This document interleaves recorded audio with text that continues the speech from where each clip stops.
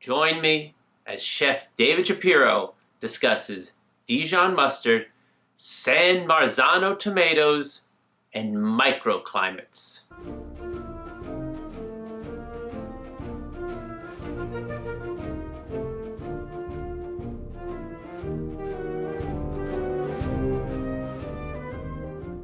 But we were talking about pomegranate molasses. No, we're talking about Dijon mustard. Dijon mustard. And Dijon is a town or city in France where most of the mustard is now, or made it famous. And so it comes from, it usually has, of course, it has the mustard seed and salt and some spices, and usually also has white wine. What do you think it would be like to grow up in Dijon? Like New York City is like bright lights and famous, and Chicago's kind of street tough, but Dijon, it's just like, oh, you're a mustard boy. Well, and what would you name your child? And that would be a problem. They name their child condiments. They probably have condiment names for their kids because this is their mark on the world. Like Hollywood. Hollywood is a name that bespeaks cinema greatness. Dijon is, I'll spread it on my ham. Well, and one would be expected to know certain things growing up in Dijon as you travel around the world. And so one would be expected to know how to order in certain contexts. So that would explain, well, and also, you know, in growing up in Burgundy, for example, well, the children in France grow up drinking wine, so it's not that unusual for them. Not only to know about wine, but to be at ease with drinking wine. And at mustard, they drink wine and they eat mustard. And so. Thought about when thinking about condiments, I don't know if this would be quite included, but San Marzano tomatoes come in a can from San Marzano, which is a place in Italy. And they're wonderful. Usually they come whole and in a large can. And these can be added to soups and stews. So I use them usually as a condiment, not as a separate vegetable. And they add a lot of flavor to your food. They do. And what particular food do you put the San Marzano tomatoes? In a sauce. It can be obviously could be a tomato sauce with basil, or in a stew, whether it would be a beef stew, a lamb stew, or a chicken stew. So they would add some viscosity and, of course, some flavor and a bit of acid. Acid will tenderize some meat in a way. And also very importantly, tomatoes are a fruit, not a vegetable.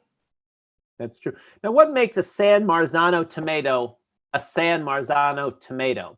Insofar as I can buy a tomato at the store, a little cherry tomato or something, and that tastes good. But those are, you know, they come from Mexico, they come from California, they're grown all over. But this is a very particular kind of tomato.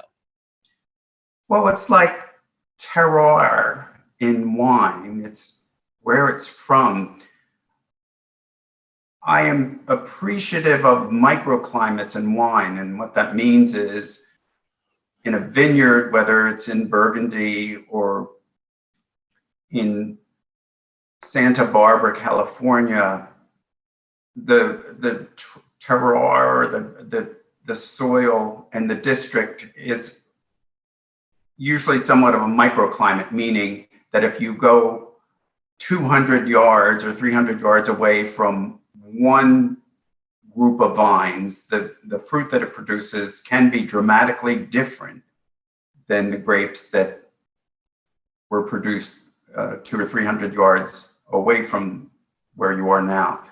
So the point is that the soil, the sun, the rain, which produces the fruit or the vegetable, is what it's sort of like your parents. They produced you and the child in question. And so different parents produce different children, and different climates and different soil produce different fruits and vegetables. And so in San Marzano, they produce these particular tomatoes, which I would describe them as having a certain texture, which is somewhat smooth yet substantial, and with a certain sweetness, which when tomatoes are sweet is wonderful. Well, that is true. I mean, you're right. I mean, because when you first start thinking of condiments, you think of mayonnaise and ketchup, and they're very homogeneous.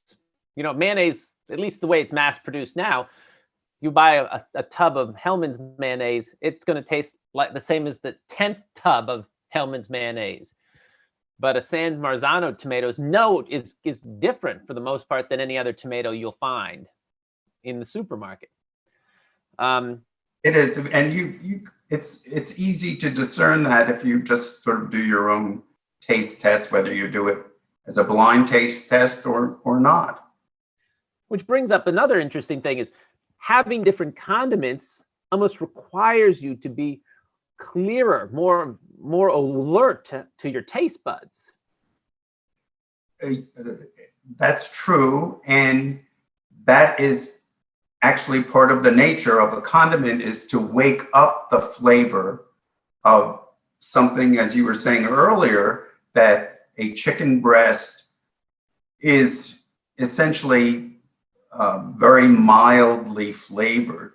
And so in using, depending on how it's cooked, in using condiments, it can certainly wake up the flavor. Just thinking of basting a chicken breast with mustard or pepper or pomegranate molasses or mayonnaise or any other number of condiments, olive oil.